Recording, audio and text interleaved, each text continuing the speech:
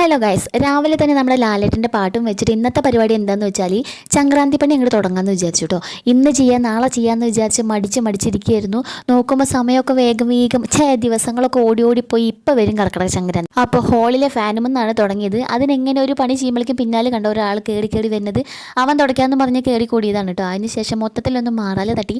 കാര്യമായിട്ടൊന്നും ഉണ്ടായിരുന്നില്ല, എന്നാലും ഒന്ന് തട്ടി. അപ്പോൾ അതേ കുഞ്ഞുമണി വീണ്ടും വാശി. ഞാൻ തട്ടാമെന്നും പറഞ്ഞിട്ട് എൻ്റെ കയ്യിൽ നിന്ന് പിടി വലിയായിട്ട് ഞാൻ ഈ കൈ കൊണ്ട് ഓരോന്ന് കാട്ടിക്കൂടാൻ അവിടെ സുധിയേട്ടൻ്റെ മോണ്ടായിരുന്നു കേട്ടോ. അപ്പോൾ അവൻ നോക്കാൻ വേണ്ടിയിട്ട് ഓരോന്ന് കാട്ടിയതാണ്. പക്ഷേ അവൻ എന്നെ മൈൻഡ് പോലും ചെയ്തില്ല.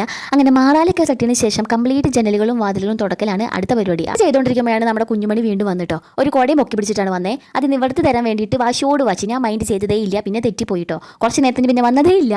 ഹാളിലെ റൂമുകളിലും ജനലുകളും വാതിലുകളും ഒക്കെ തുടച്ച് മിനുക്കിയതിന് ശേഷം അടുത്ത പരിപാടി എന്താ വെച്ചാൽ സ്റ്റെയർ കേസിലെ നമ്മുടെ ആ കമ്പികളൊക്കെ തുടച്ച് വൃത്തിയാക്കുന്നുള്ള കേട്ടോ. അത് ഞങ്ങൾ ഭസ്മം കൊണ്ടാണ് ചെയ്യാറ്.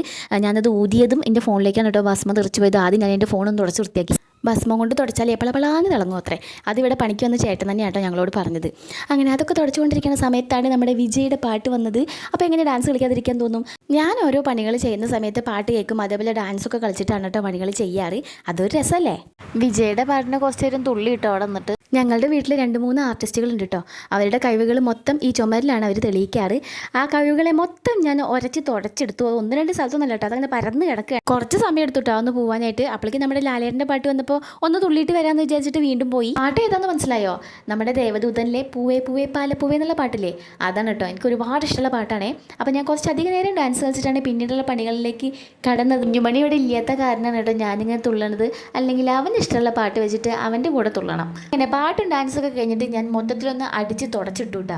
പിന്നെ സെറ്റിയിലെ ഷീറ്റൊക്കെ ഒന്ന് മാറ്റിയിട്ടു. ഇത് വളരെ കുറച്ച് സമയത്തേക്ക് മാത്രമേ ഇങ്ങനെ കിടക്കുള്ളൂ.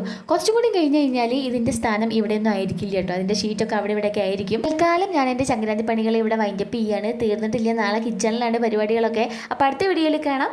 ടാറ്റാ.